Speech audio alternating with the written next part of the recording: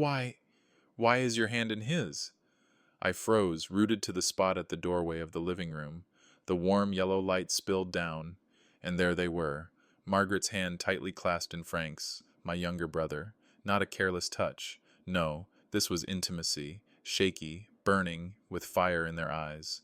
My throat tightened. My heart pounded hard, filled with anger and confusion. My whole life I had sacrificed everything, carrying Frank on my back, raising him from a miserable boy into the man he is today, and the woman who's been by my side for over 10 years, now sitting there with him, hand in hand. That image stabbed through my chest like a knife. I wanted to scream, to rush at them, but my legs were paralyzed. All I could do was glare at them with eyes burning. Please, let me explain. Margaret pulled her hand away, her voice trembling, but it was too late. I had seen it all. And that night, the past I thought was buried forever came back, haunting me, tearing every truth wide open. Stay with me until the end, because what I'm about to tell you next is even more shocking. My name is Charles. I'm 40 years old, a man who thought he had it all. A warm home, a gentle wife, and a younger brother I loved like my own blood, more than myself. But everything turned out to be just an illusion. In a single moment that night, when I saw Margaret holding Frank's hand, my whole world collapsed. To help you understand this pain, I need to take you back to the past, to where Frank and I grew up. We were born into a poor family on the outskirts of Ohio. My father left when I was only 8, leaving my mother alone with 2 small children. I, the older brother, had to grow up fast.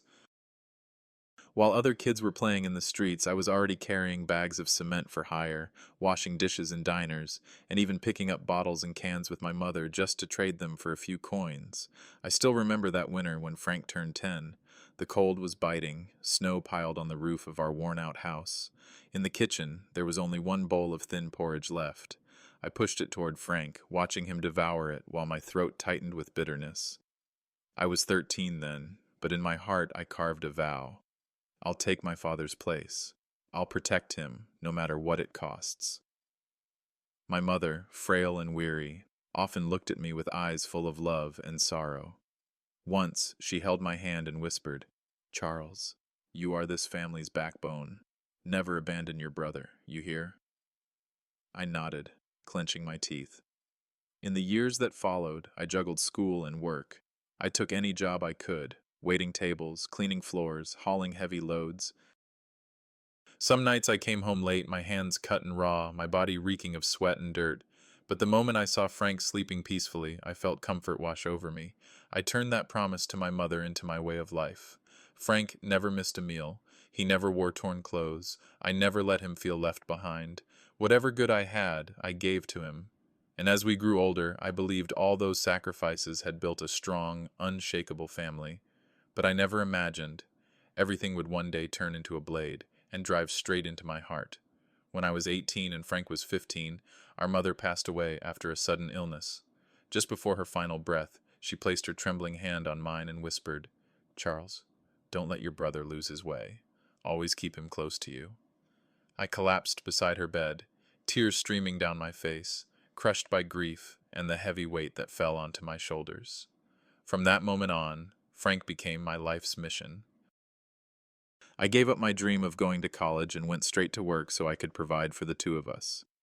Frank still got to go to school, still had a chance to soar high while I buried myself in noisy factories, grinding through 12-hour shifts. Then Margaret came into my life, gentle, with a smile like April sunshine. I still remember the first time I brought her home. Frank, already grown, smiled wide and said, "Brother, you deserve to be happy." I believe that was the beginning of a complete family. Our wedding was simple, but warm. Frank was the first to raise his glass in a toast, his voice ringing out, "May you two always be together." The years that followed felt steady and full. We lived in a small house on the outskirts of town. I worked tirelessly to pay off debts, to provide, to keep everything running. Margaret became my solid support. Frank often came by, sometimes staying for weeks. In my eyes, it was the perfect family. Sometimes on quiet evenings I would watch Margaret sewing while Frank strummed his guitar on the porch.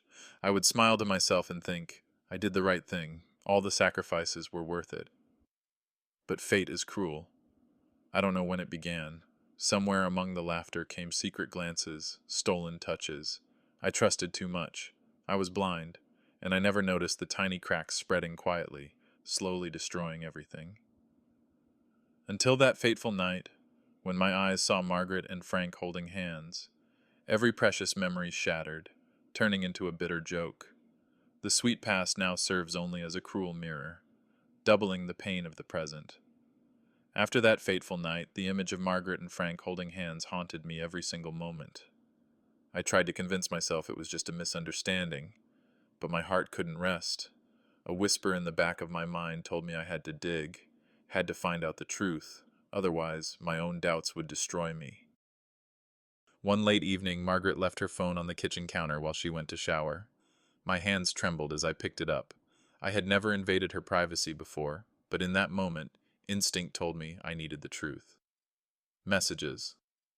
Inside her thread with Frank, dozens of chats appeared. There were no outright confessions of love, but every line was loaded with meaning. Are you okay? You look tired today. As long as you're here, I feel lighter. And bright red heart emojis. I clenched the phone, my heart cracking apart. No one sends hearts like that to their husband's brother. This was no longer just normal concern between a sister-in-law and a brother-in-law. When Margaret walked out of the bathroom, I quietly set her phone back down, pretending I hadn't seen anything. But from that day on, the way I looked at her changed. Every small gesture, every glance became part of an act I could no longer unsee. That night I lay with my back turned to Margaret. In the darkness, I listened to her steady breathing while my own heart tore into pieces. I wanted to scream, to ask outright, "Why are you betraying me?" But I bit my tongue, swallowing the pain deep inside. I needed more than texts. I needed proof. Proof no one could deny. From that moment, I silently turned into a spy inside my own home. Every vibration of her phone, every smile she gave the screen twisted my gut tighter. I was no longer the trusting husband. I had become a detective in my own marriage. And what I uncovered next was even more bitter. It was a Friday afternoon.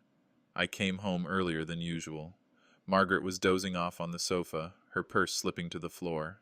I bent down to pick it up, and a stack of papers slid out. Mixed among them, I spotted several receipts from a hotel downtown. I froze.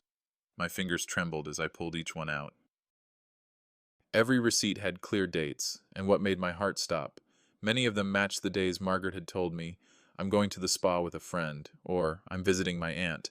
It wasn't the most luxurious hotel, but it wasn't cheap either. The charges had all been made on afternoons when I was working long shifts at the factory. And worse, the reservations had no names, just a generic payment ID. I replayed every sweet lie Margaret had told me, every text saying, "I'm busy, don't call too much." Piece by piece, a dark picture began to take shape. That night, I couldn't sleep. I carried the receipts into the garage, switched on the weak yellow light, and spread them across the table. Staring at the cold numbers felt like 1,000 blades cutting into my chest. Frank. His name echoed in my head.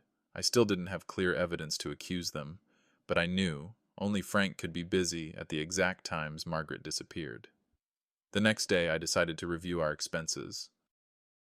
In the drawer, I found the secondary credit card I had given Margaret for household needs, but the balance was nearly gone. Quietly, I logged into the bank account, and there it was, the transaction history lined up perfectly with the hotel receipts. My heart pounded. I wanted to smash the screen, but instead I took pictures of everything. I knew I had to hold on to the evidence, because when the truth came out, Margaret and Frank would surely try to deny it. Late at night, I sat alone in the kitchen, staring at our wedding photo on the wall. Margaret in her white dress, Frank beside us, smiling wide. Back then, I thought I was the luckiest man alive. Now, I felt like a fool, a man who'd handed his heart to the very people who betrayed him. A surge of anger rose inside me. My fists clenched so tight my nails dug into my skin. In my head, I heard my mother's voice from years ago. "Charles, always look after your brother." I let out a bitter laugh. "Mother, he's the one stabbing me in the back." I knew I had to keep going. I needed more. I needed a truth so undeniable that neither Margaret nor Frank could escape it. And then, the chance came. From the very security camera I'd installed in the garage, I've always been a cautious man. In the garage, I had installed a small security camera, originally just to guard against thieves. It recorded constantly and saved everything onto a hard drive. I had almost forgotten it even existed, until the doubts in my heart pushed me to search for the truth. One night, after Margaret had fallen fast asleep, I turned on the computer and pulled up the storage files. The screen filled with still frames day after day. I skimmed through endless hours of nothing, just cars, light shifting in and out. And then, I froze. Last month, the 12th, the footage was crystal clear. Frank's car pulling up right in front of the garage. The door opened. Margaret stepped out, her hair tousled, her eyes darting nervously. Frank followed right behind. They both glanced around as if terrified of being seen, before vanishing into the shadows along the side of the house. My chest tightened. I fast-forwarded. Hours later they returned. Frank leaned close, his hand brushing Margaret's waist. She looked up at him, smiling. It wasn't accidental. It couldn't be. I hit pause. The frame froze on Frank's hand resting on my wife's body. The room was dead silent, broken only by the pounding of my heart. It felt like the blood drained out of me, leaving nothing but a hollow, icy emptiness. I knew this was just one piece of the puzzle, but it was far too clear to deny. I kept digging. The 18th, the 23rd, the 5th of this month. Each one revealed the same pattern, that same familiar car, those same figures, those fleeting but damning moments. I collapsed into a chair, my head in my hands. Memories came crashing back. The day I worked 3 jobs just to buy Frank the guitar he dreamed of. The day I gave up my scholarship so he could go study abroad. The day I handed him the keys to this very house and said, "You'll always have a home here." And now, in that very home, he was stealing the woman I loved. For a split second, I wanted to storm into the bedroom, drag Margaret out, and shove the videos in her face, but reason stopped me. No! If I exploded now, they'd deny it. They'd blame the camera angle, call it a misunderstanding. I needed more. I needed a truth they couldn't escape. Quietly, I copied all the footage onto a separate drive, hiding it deep in the basement.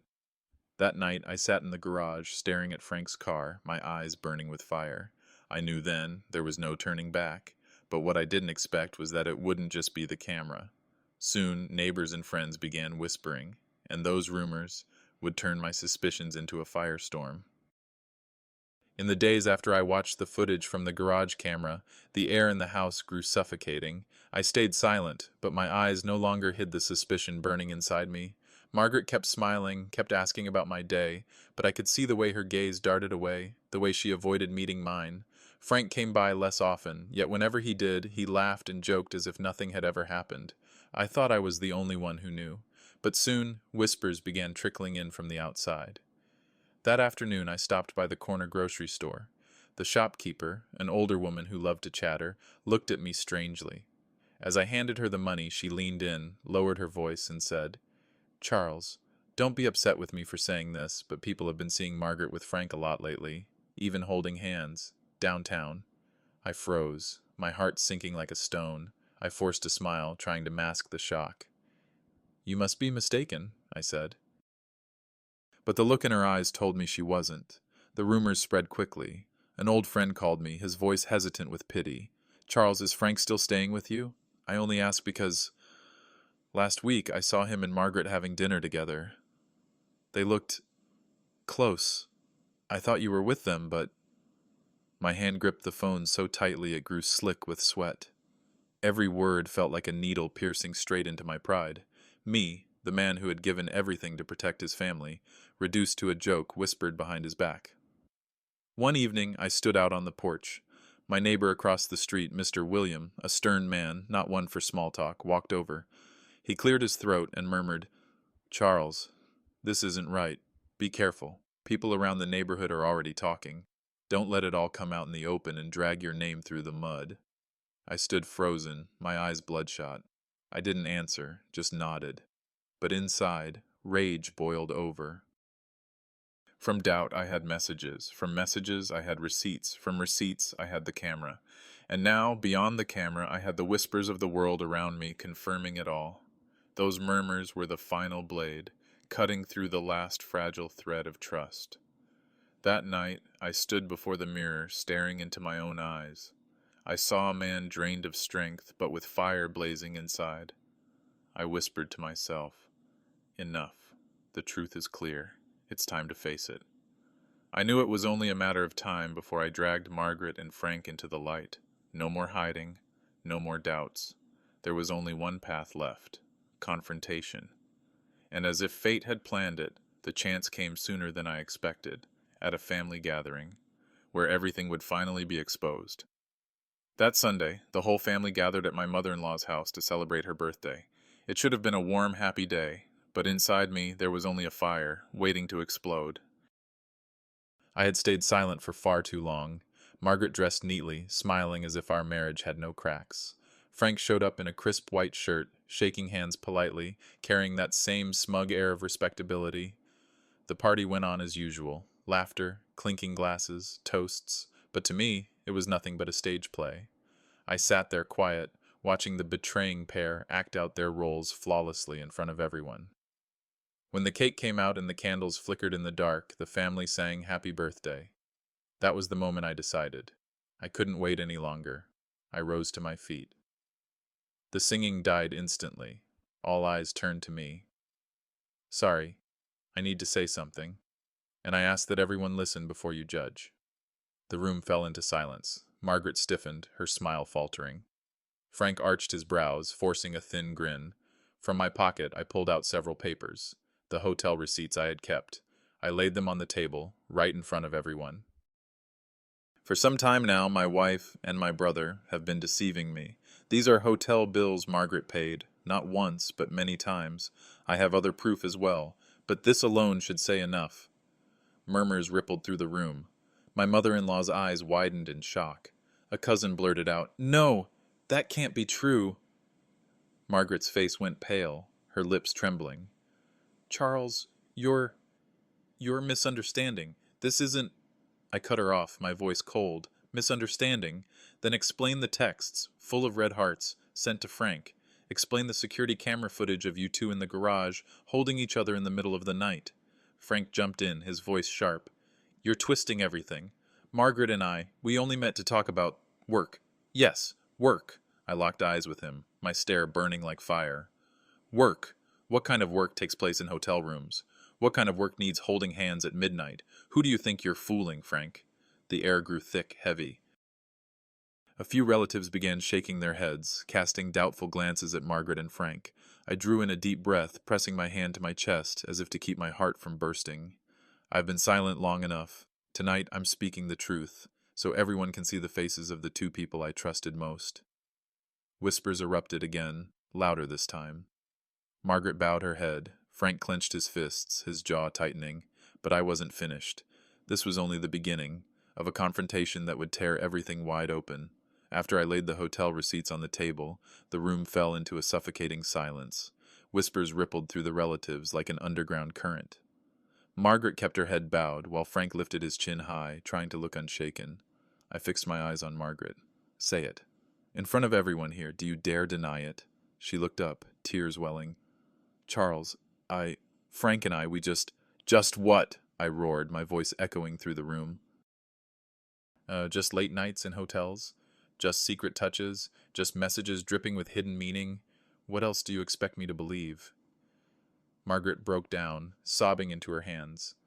A few relatives cast her looks of pity, but most shook their heads in disappointment. Frank wouldn't sit still. He shot to his feet, slamming his hand on the table, voice sharp. "Enough, Charles. You're making a scene over a few scraps of paper. You want to turn this whole family into a courtroom?" I whipped around, staring him down, my words slicing the air. "This family was what I spent my whole life protecting, and you're the one who turned it into a joke. You thought I didn't know, thought you were clever, sneaking behind my back. Frank, I raised you. I treated you like my own son, and this is how you repay me?" The room erupted. An aunt gasped, "Oh God, so the rumors were true." My mother-in-law trembled, her voice trembling with fury. "Margaret, how could you, right in front of your husband, you—" Margaret sobbed harder, but offered no defense. Frank's face flushed red, his eyes blazing. "Don't you dare play the sainted victim. You think I don't know? All these years you've used your so-called sacrifices as a leash around my neck.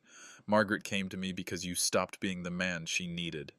His words cracked like thunder. The entire family fell silent, stunned. I stood shaking, torn between rage and agony. My voice came out low, each word like a hammer. If I had ever tried to control you, Frank, you wouldn't even have this life. You are who you are today because I gave up everything, meals, clothes, and education, so you could have them instead. And now you look me in the eye and say, I stole your freedom. You betrayed me, Frank, and you betrayed this family. The atmosphere was suffocating, the weight of silence pressing down on every chest. Some relatives stood, their voices shaky with shock. And I knew this battle was far from over. I still had evidence they could never deny, and I would expose it all, right here, in front of everyone. The air in the room was so thick you could hear people holding their breath. Margaret sat weeping. Frank stood with his hands on his hips, face flushed red. And me, I knew words alone weren't enough. I needed to end this lie with undeniable proof. Slowly, I pulled a small USB drive from my pocket. My voice dropped low, each word striking like a hammer. Frank, you say I made this up?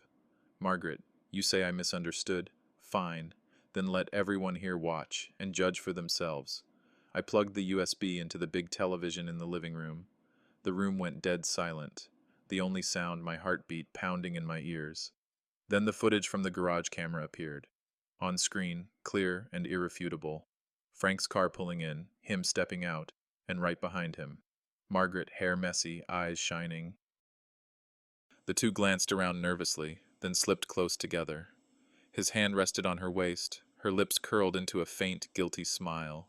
Gasps rippled through the room. Oh my God, I can't believe this, my mother-in-law cried out, her hand trembling as it covered her mouth. Margaret, how could you, my child? Margaret broke into sobs, her voice cracked and broken. Charles, I didn't mean to. It's not what you think. I cut her off, pulling out my phone. On the screen, I showed the screenshots of their messages. Everyone saw the words. As long as I have you, I feel lighter. I miss you. Each one adorned with glowing red heart emojis. No one in that room could still believe in a misunderstanding. Frank's face drained of color, yet he forced himself to spit out. You spied on me. You put up cameras. You read private messages. You're the sick one here, Charles. I spun on him, my gaze sharp as a blade. If I hadn't, would the truth ever have come out? You betrayed me. You destroyed my family, and now you dare blame me? Brother, you didn't just betray me, you betrayed your own conscience. Frank choked on his words. Margaret buried her face in her hands, beyond excuse. The silence that followed wasn't the silence of doubt. It was the silence of truth, raw, undeniable, merciless. I stood tall, lifting my head, my voice ringing out. From this day forward, it's over. I will no longer make room for betrayal in my life. No one said another word. Every relative, every family member bore witness to the collapse of Margaret and Frank. No more denial, no more masks to hide behind. And I knew this was only the first strike. There would still be battles ahead, legal, financial, and in the court of public opinion.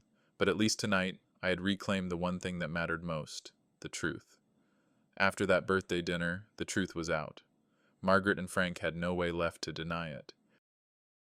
But for me, exposing their masks in front of the family wasn't enough. I knew this.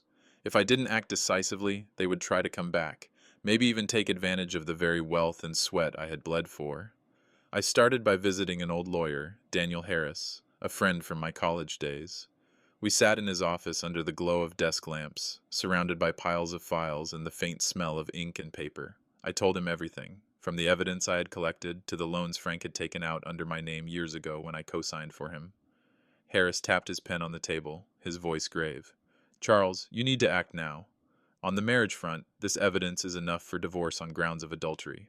Financially, you should freeze all joint accounts so Margaret has no chance to withdraw or transfer funds. As for Frank, if he's really been exploiting your name for his loans, we can sue him back. I nodded, my resolve turning to steel. I had stayed silent too long. Now it was time to reclaim what was mine. The next morning I walked into the bank. The familiar clerk looked surprised when I requested to freeze all of Margaret's secondary cards. I signed a stack of papers, my hand shaking slightly, but with every stroke of the pen, my heart grew lighter. From now on, Margaret would never touch another cent of what I had earned with sweat and blood. That evening, when Margaret discovered her credit cards had been shut down, she turned on me, her voice shrill. "What did you do? That's our money!" I looked her dead in the eye, my voice cold as ice. "No, that's my money. And from the day you betrayed me, there is no more ours." She froze, her lips pressed tight, her eyes flashing with fury.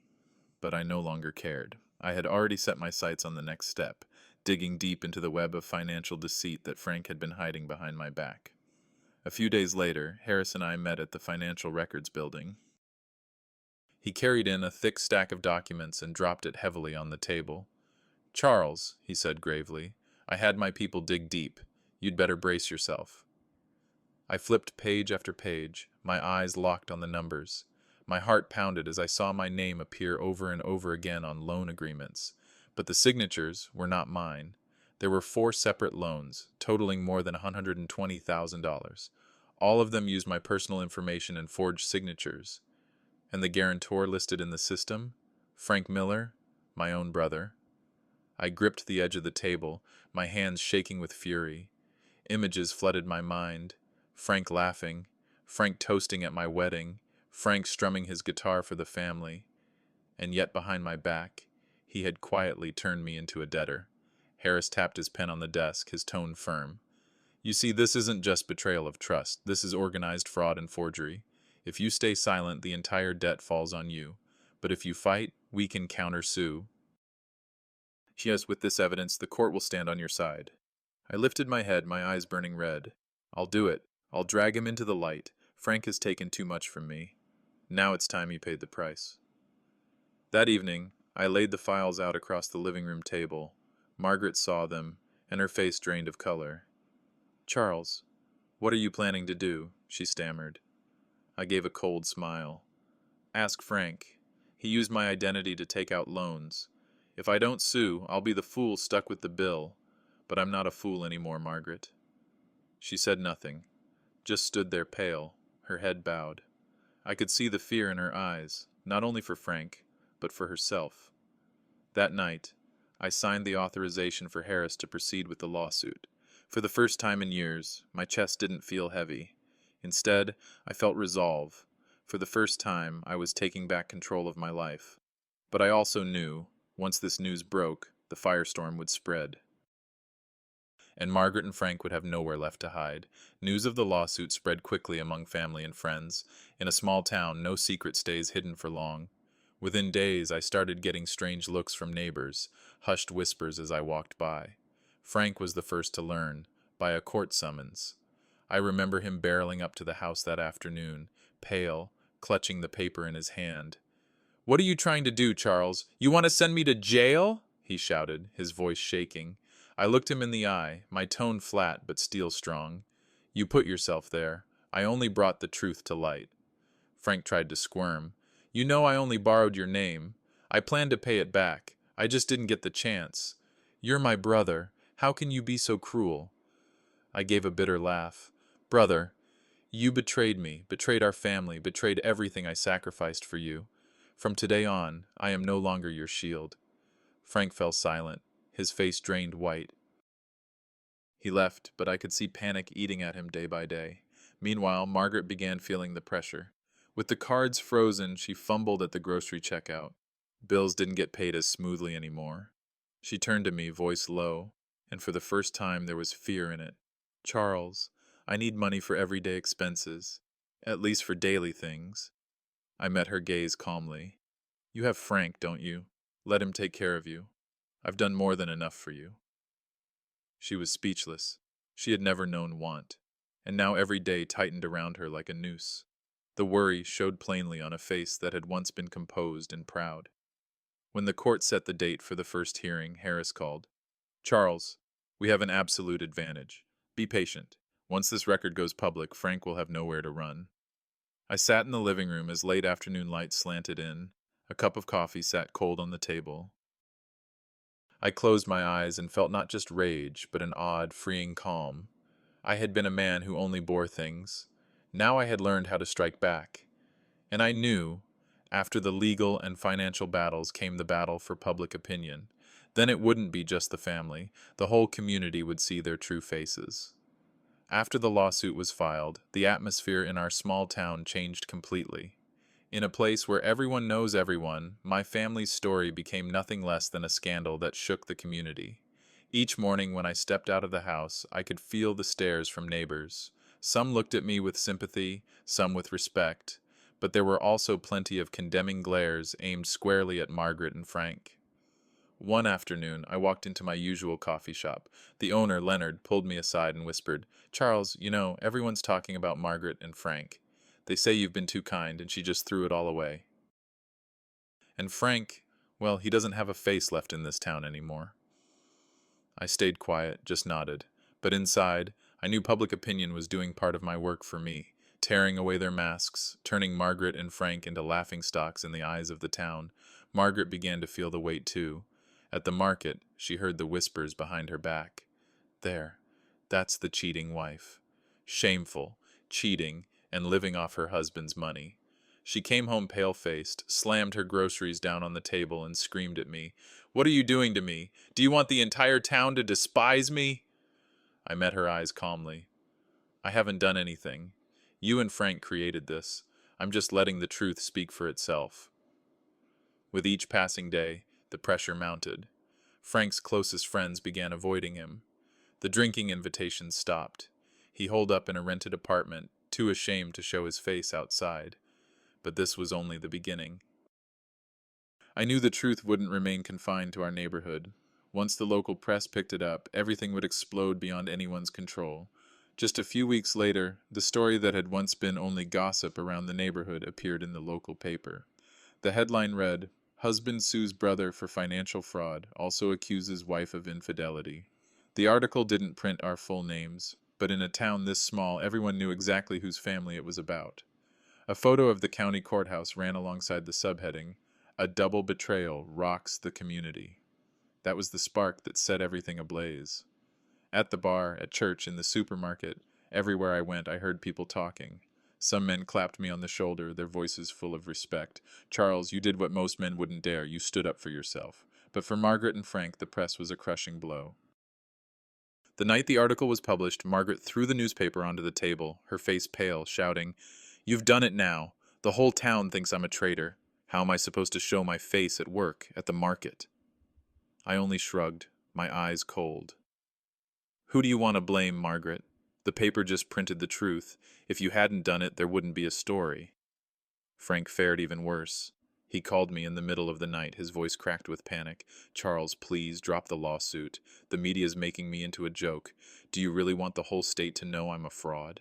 I stayed silent for a few seconds before answering firmly, "Yes, I want everyone to know, because that's the truth." After that call, Frank disappeared for days. People said they spotted him in a dingy bar on the outskirts of town, unshaven, slumped over with a vacant stare. The man who once strutted proudly now couldn't even face the eyes of society. Meanwhile, the press kept digging. A young reporter came to me, asking for an interview. "Mr. Charles, do you have a message for others going through the same kind of betrayal?" I looked straight into the camera, my voice steady and sharp. "Never stay silent. Silence only feeds betrayal. Let the truth come out, no matter how painful it is."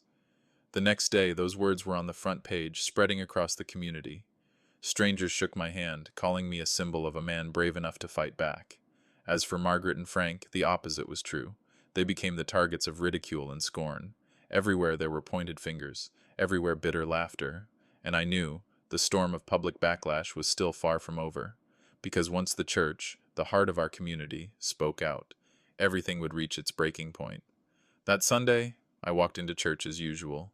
Sunlight streamed through the stained glass windows, casting colored light across the long wooden pews, nearly filled with people. The atmosphere felt strange, quieter than usual, yet buzzing with unspoken glances. Pastor John, the same man who had once officiated my wedding to Margaret, stepped up to the pulpit. He scanned the congregation, his eyes heavy. "Brothers and sisters, this week we grieve as we face a bitter truth. Family is a sacred foundation, but some have betrayed that foundation. We don't speak this to gloat, but to remind ourselves that betrayal must never be accepted." The church was silent. Margaret sat in the back pew, her head bowed low. Frank didn't dare show his face. He knew the community already saw him as a pariah. After the service, many people came to shake my hand. An elderly woman, her voice trembling, told me, "Charles, you are a brave man. Don't worry. This community stands with you." Meanwhile, I saw Margaret slip out the church doors. But unlike before, no one greeted her. Some even avoided her gaze, shaking their heads in disgust. I watched her hands tremble as she gripped her purse, hurrying away like someone being cast out. The weight of public opinion tightened by the day. Friends who once drank with Frank now turned their backs. At the bar, the owner flatly told him, "Frank, don't come here anymore. Customers won't sit at the same table as a betrayer." Margaret tasted the same humiliation. The place where she worked part-time called her with a polite excuse. No suitable position available anymore. In truth, it was a quiet dismissal. No one wanted ties to a woman publicly branded as unfaithful. The breaking point came when Pastor John visited me after service. He placed a hand on my shoulder, his voice steady.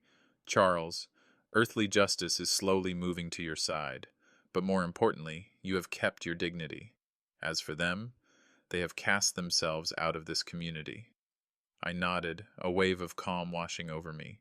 I no longer needed to humiliate them with my own hands. The truth, and the community, was doing it for me. Now Margaret and Frank had nowhere left to turn. They were outcasts, living under the scornful gaze of an entire town, and I knew the final reckoning would come in court. That would be the blow to decide their fate. The first day of trial arrived under a dark sky, as if foreshadowing a storm. I walked into the courthouse, gripping the folder of evidence tightly. Beside me, Attorney Harris moved with sharp, confident eyes. The courtroom was packed. Not only family and friends, but curious townsfolk too. Everyone wanted to witness the outcome of this scandalous betrayal. Margaret sat at the defendant's table, her face pale, dark circles under her eyes. Frank looked tense, sweat beading across his forehead. Gone was the arrogance they once carried. The judge struck the gavel, and the trial began. My lawyer stood, his voice strong and clear. "Your Honor, my client, Mr. Charles Miller, has been betrayed both in marriage and in finance. Today, we present evidence that cannot be denied. His wife, Mrs. Margaret Miller, committed adultery, and his brother Frank Miller falsified documents for financial fraud." The room rippled with shock. All eyes turned toward Margaret and Frank. Harris began by playing the garage camera footage. The large courtroom screen lit up, Margaret and Frank stepping out of a car, their furtive glances, his hand sliding onto her waist. Murmurs spread like wildfire. Frank tried to protest. "It's just a misunderstanding. I was only helping my sister-in-law home." But then the text messages appeared, lines of affection, glowing red heart emojis. No one in the courtroom could believe his excuses anymore. Margaret broke down, sobbing. "I was wrong. But Charles, you were so cold to me." I clenched my fists, fury burning inside, but my voice stayed firm. Coldness doesn't kill a marriage. Betrayal does. The room fell silent. Then came the financial evidence, the fatal blow. Harris laid out loan contracts forged with my name, accompanied by handwriting analysis. An expert witness testified, "These signatures do not match Mr. Charles Miller. They are forged." Frank went pale, stammering, No, it wasn't me." But then an unexpected witness took the stand, the bank officer who had processed the loans. He pointed straight at Frank, his voice steady. "It was Mr. Frank Miller who came to me with these documents. I remember clearly." The courtroom erupted. Frank buried his face in his hands, knowing there was no escape, that the net had closed around him. I sat tall, my head held high. Inside me there was no trembling anymore, only a deep calm. I knew this was just the beginning of the verdict. Justice would have the final word. The atmosphere in the courtroom was strung as tight as a wire. The evidence was laid bare, yet the defense attorney still tried to claw back ground. He shot to his feet, voice sharp. "Your Honor, this video can easily be misinterpreted. A touch on the waist, a smile, this is not enough to prove adultery. And the text messages, merely affectionate words, nothing that proves an affair." Attorney Harris immediately rose, his tone unyielding. If this were only misunderstanding, Why did Mrs. Margaret repeatedly visit hotels with Mr. Frank? Why, during those very times, did her account pay the hotel bills? And why did they hide it from my client, her lawful husband? Murmurs surged from the gallery until the judge struck his gavel to restore order. The defense turned to the loan documents. As for these financial contracts, there is no direct evidence that Mr. Frank forged the signature. Mr. Charles could be using personal resentment as a pretext to accuse his brother. Harris raised a hand, stepping forward. He held up the handwriting analysis and pointed straight at Frank. The direct evidence is the testimony of the bank officer, who saw Mr. Frank bring these documents in himself. And here is the expert report. 100% confirmation the signature is forged. If the defense wishes to deny it, then produce contrary proof. The defense attorney faltered into silence. And then, Frank, who had been sitting with his head bowed, suddenly sprang up, shouting, "Yes, I signed it. I did it all because I was done living in your shadow, Charles. My whole life I've been the little brother you raised, the useless one who needed your help. Margaret came to me because she needed a real man, not someone who only knows how to control everything." The gallery exploded with whispers and gasps. Margaret broke into sobs, her face buried in her hands, unable to meet anyone's eyes. I rose slowly, staring Frank down, my voice deep but ringing through the chamber. "You call that an excuse for betrayal? Did you forget the years I worked 3 jobs just so you could stay in school? Did you forget the times I gave up meals, gave up clothes so you could have a decent life? And this is how you repay me, by stealing my wife, forging my name, turning me into a debtor? This is the manhood you're proud of?" Frank trembled, his face flushed red, but he had no reply. The words had already escaped his mouth, and every chance of denial had crumbled. The judge slammed the gavel, his voice stern. "Enough. The court has heard enough. We will recess for deliberation and deliver the final verdict." I sat back down, drawing a long breath. My heart still thundered in my chest, but in my eyes I could already see it, the light of justice, drawing near. After nearly an hour of deliberation, the judge and jury returned to the courtroom.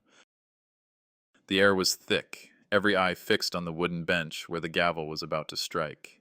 The judge flipped through a few pages of the file, his voice firm and unyielding. After reviewing the evidence and testimony, the court finds the defendant, Frank Miller, forged signatures and used the personal information of the plaintiff, Charles Miller, to obtain 4 loans totaling $120,000.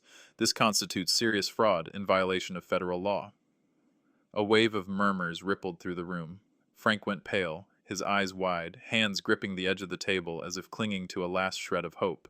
The judge continued, "Therefore, the court rules that Mr. Frank Miller will face criminal charges and must repay the full amount of the fraudulent loans to the plaintiff. Sentencing will be determined in the subsequent criminal trial." Frank collapsed back into his chair, his whole body trembling. He lifted his eyes, bloodshot, but no words came out. Before the room could settle, the judge read on. "As for Mrs. Margaret Miller, the court acknowledges clear evidence of adultery. Under marital law, the plaintiff, Charles Miller, is granted the right to a unilateral divorce, full ownership of the marital home, sole claim to all financial assets earned through his labor, and exemption from spousal support obligations." Margaret broke into sobs, burying her face in her hands. Every plea, every tear, now too late. I sat still, listening to each word as if a great weight was being lifted from my chest. No more doubt, no more denial. Justice had come to my side. The judge struck the gavel one final time, his voice echoing, "This court is adjourned." The sound rang out like a bell closing the darkest chapter of my life. I rose, glancing once at Margaret, the woman who had once been my wife, my trusted partner. Now she sat crumpled, shoulders shaking, hair hiding her face. My eyes moved to Frank, my brother, the boy I had raised. Gone was the arrogance, only ruin and emptiness remained. I turned away. What I felt was no longer anger, but a mixture of sorrow and release. Sorrow for a family that had turned to ashes. Relief, because at last I had reclaimed justice for myself. As I stepped out of the courthouse, the afternoon sun struck my face. People were waiting outside. Some reached out to shake my hand. Others gripped my shoulder and whispered, "You did the right thing. You won." I nodded, a quiet smile breaking across my face. Yes, this wasn't just my victory. It was the victory of truth. When the courthouse doors closed behind me, I knew I had entered a new chapter. one free of betrayal, one where I could finally rebuild my life. After the court's verdict, the atmosphere in town shifted completely. Before, Margaret and Frank had only suffered from whispers and rumors, but now the ruling had carved the truth into stone, stamped with the seal of justice. No more defenders, no more excuses. Frank was the first to fall. The financial lawsuit struck him like a death blow. Business partners pulled away, terrified of being dragged down with him. Creditors closed in, demanding payment, forcing him to sell off what little he had left. His name appeared in the papers under a cold headline: Frank Miller, financial fraud, facing criminal charges. I heard people say he no longer dared to walk the streets by day. Instead, he wandered into dingy bars on the outskirts of town, unshaven, clothes wrinkled. Once someone saw him slumped over a table, muttering, "He took everything from me, my whole life." But no one pitied him. Everyone knew. The only person who had stolen Frank's life was Frank himself. As for Margaret, her downfall came faster than she could ever imagine. The small company where she worked couldn't withstand the pressure of public opinion and quietly terminated her contract. Friends drifted away. The calls, the tea-time invitations, all replaced by a heavy, suffocating silence. Worse still, even her family, the ones who once loved and defended her, could no longer lift their heads in church. Her mother looked at me with sadness, but turned away when Margaret entered. To them, she had become a permanent stain. I still remember the day I saw her at the supermarket. She was at the checkout counter, hands trembling as she counted out loose change, her face pale, her eyes vacant. When she noticed me, she flinched, lips quivering, but no words came out. I turned away silently. Inside, I felt no anger, only emptiness. As her figure faded into the distance, I realized the greatest punishment wasn't the court.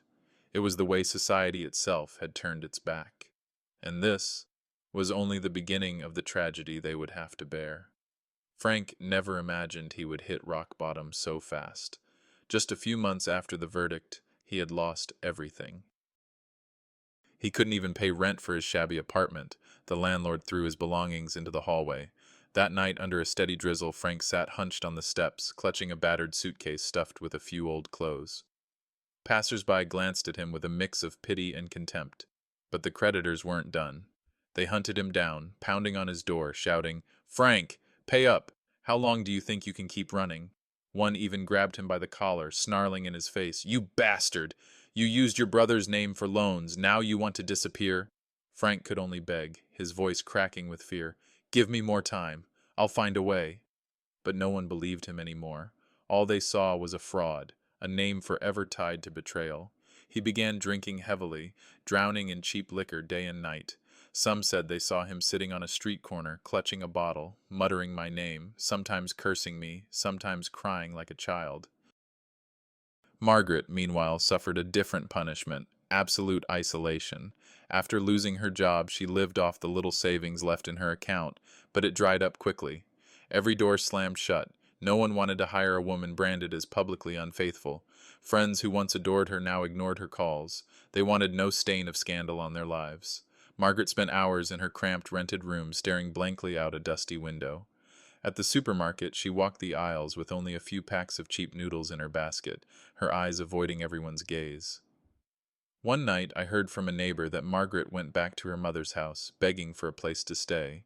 But after everything, her mother only opened the door halfway and whispered, "You've shamed us enough. Go." The door slammed shut. Margaret collapsed to her knees, sobbing in the dark. The once proud woman, the centerpiece of family gatherings, had become an outcast, abandoned by family and society alike. No dignity, no money, no friends, only emptiness consuming her. I watched it all from afar, and yet I felt no anger anymore. Instead, I realized the heaviest punishment isn't prison or poverty. It's being cut off from love and respect. And that was what Frank and Margaret were tasting every single day. But their tragedy wasn't over. With public scorn pressing harder, with family turning away completely, both of them would sink even deeper into the abyss. That winter, the cold swept through the whole town. On the main street, people grew used to the sight of a bearded, ragged man huddled beside a trash bin. That man was Frank, my brother. The same man who once laughed proudly at family parties, who raised his glass with pride on my wedding day, was now nothing but a broken shell. He wandered, begging for scraps, sleeping under awnings, living off the spare change of strangers. But pity never came with respect. Every look that fell on him was laced with contempt. One night, a group of drunken young men passed by, laughing. "There he is, the brother who betrayed his own blood. Now he's homeless." One of them hurled an empty beer can at him.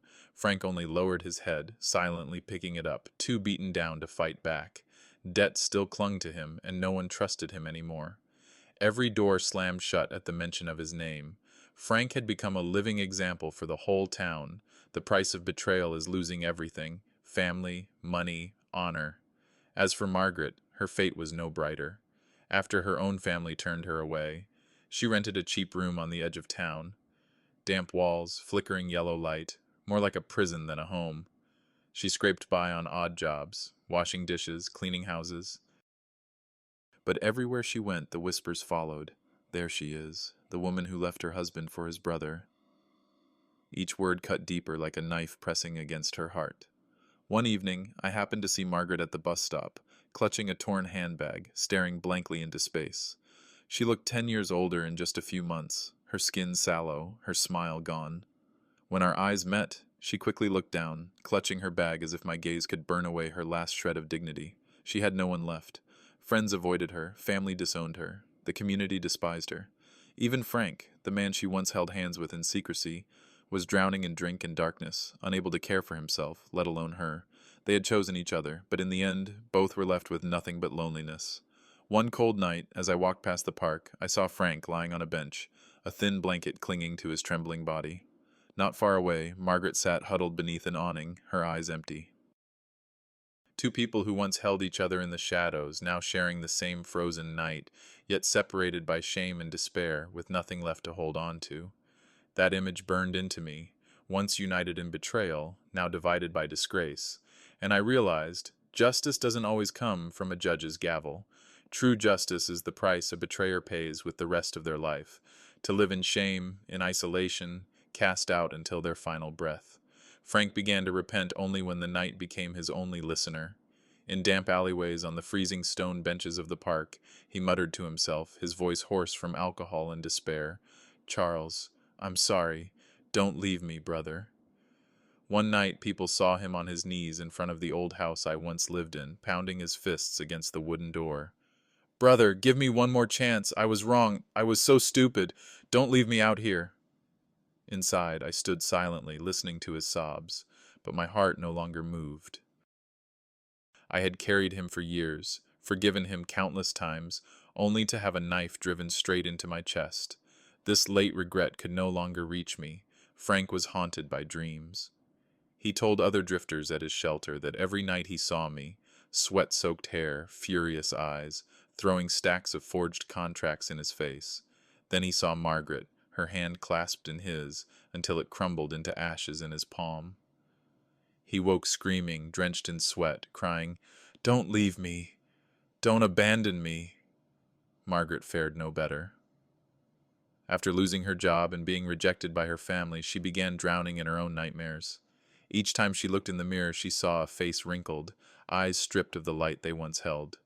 In her sleep, she saw me, in my wedding suit, turning my back, walking away, leaving her in the dirt, her white gown stained with mud. Once, Margaret left a long letter at my door, her handwriting trembling across the page. "Charles, I was wrong."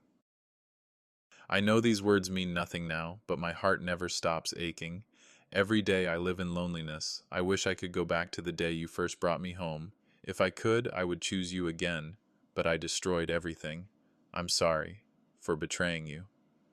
I read it, folded it, and placed it in a drawer.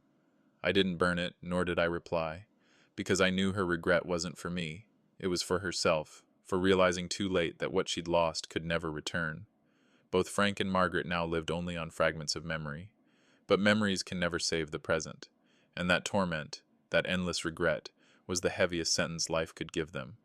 Frank was sinking deeper into the abyss. On the long winter nights, he curled beneath a thin blanket, the smell of liquor and sweat clinging to his body. But it wasn't the cold that frightened him, it was the dreams. He dreamed of me walking toward him, my eyes burning, laying the forged loan papers before him. Each time he reached out, the papers burst into flames and twisted into a rope, tightening around his throat. He screamed, thrashed, then woke up gasping, his heart racing wildly. Other nights, he dreamed of Margaret holding his hand, whispering, "I'll always be with you." But just as he smiled, she vanished, leaving only a frozen emptiness. He cried her name into the night, drawing stares from passers-by, pity mixed with contempt. Gradually, Frank couldn't tell dream from reality. He muttered my name in daylight, knelt before the church steps, begging, "God, let me see my brother once more. Let me apologize one last time." But his prayers dissolved into nothing. Margaret, too, was haunted by isolation. She had nowhere left to go, no one to talk to. Night after endless night, she sat at the window of her tiny rented room, staring at the warm lights of other people's homes, tears streaming down her face. Once Margaret dialed my old number. When I answered, her voice trembled. "Charles, can you just talk to me for a minute? Just a few minutes. I feel like I'm losing my mind." I stayed silent. On the other end, I heard her sobbing, then whispering, "I'm sorry. If I could go back, I'd give up everything just to keep you." I quietly hung up. I didn't need to hear more. Those words no longer had any meaning to me. Her torment didn't stop there. She began having the same nightmare over and over, seeing me in my wedding suit, turning my back and walking away, leaving her alone in an empty church. She woke soaked in cold sweat, heart hammering, screaming in the darkness of her tiny room. Whenever she walked down the street past what used to be our home, she couldn't lift her head. Just hearing someone mention my name made her chest tighten and her eyes sting. Frank and Margaret, two people who once chose each other in the shadows, were now abandoned within that very choice. No love, no hope, only a relentless regret like a sentence that never ends. They had once had a chance to hold on to family, to hold on to honor, but they'd lost it all. And now, their only pleas rose into the cold air, hopeless and far too late. After everything, it felt like I had stepped out of a long nightmare. In the first days after the trial, I lived in a strange emptiness. No more arguments, no more suspicion, no more shadow of betrayal. Only me and silence. At first, that silence unsettled me. For years, I had carried the weight of fighting, protecting, sacrificing. When that burden suddenly fell away, I stumbled, unsure where to begin again. But slowly, I realized it wasn't emptiness. It was an opening, a door to a new life. I spent more time walking through town. The old streets, once tied to painful memories, started to feel lighter. People shook my hand, smiled with encouragement. "Charles, you've been strong. You deserve a fresh start." I began keeping a journal, writing down my thoughts. I joined a volunteer group at church, where people who had been broken tried to find balance again. I met women who had endured infidelity, men who had been betrayed financially. They shared their stories, and in their eyes I saw a reflection of the pain I once carried. But I also saw something else: hope. I realized happiness isn't holding on to what's already broken, it's having the courage to let go. And peace doesn't come from others, it comes from learning to value yourself. Every morning, I open my window and take a deep breath. The sunlight fills a house that now belongs only to me, but it is true sunlight, no longer clouded by the shadow of betrayal. And I think to myself, perhaps after all these years of losing myself in the role of husband, of brother, of endless sacrifice, I have finally found myself again. I once thought that after everything, I would close my heart forever, live quietly until the end of my days. But strangely, the more I stepped outside, the more I connected with other lives, the more my heart began to open again. In the volunteer group, I met a boy named David, only 12. His father had left, and his mother worked herself to exhaustion. He often sat silently in the corner, his sad eyes a mirror of Frank's when we were young. I saw my own childhood in him, and I couldn't bring myself to turn away. I began spending time tutoring David, taking him to play ball, telling him stories about resilience and the power of making the right choices. Every time he smiled, I felt a part of my own wound begin to heal. I realized, maybe I couldn't save Frank back then, but I could help other Franks out there from losing their way. I also threw myself into community work, repairing roofs for the elderly who lived alone, cooking meals for charity, teaching life skills to teenagers. These things brought no money, but they gave me a peace I had never known before. One day Pastor John came to me with a smile. "Charles, you walked through fire, but now you've learned how to use that same fire to warm others. That is the true meaning of rebirth. In that moment, I understood. Life does not end with betrayal. It only shifts direction, so we can discover new purpose. I no longer hold anger toward the past. Margaret and Frank chose their path. The price they pay is endless regret. As for me, I choose peace. And peace comes from loving those who are worthy, not clinging to those who betrayed. At night, I sit on my porch, listening to the wind move through the trees, my heart light. I am no longer the man who blindly sacrificed himself. I am Charles, a man reborn who has learned to let go and to give love where it truly belongs. One afternoon, I stopped in front of the old church, the place where I once made vows to Margaret, the place where I once believed love and family were eternal. I stood silently, staring at the wooden doors, and for the first time I smiled. I no longer saw pain there, only a memory, gone, buried, with no power over me anymore. I finally understood something. True family is not defined by blood, but by respect and love.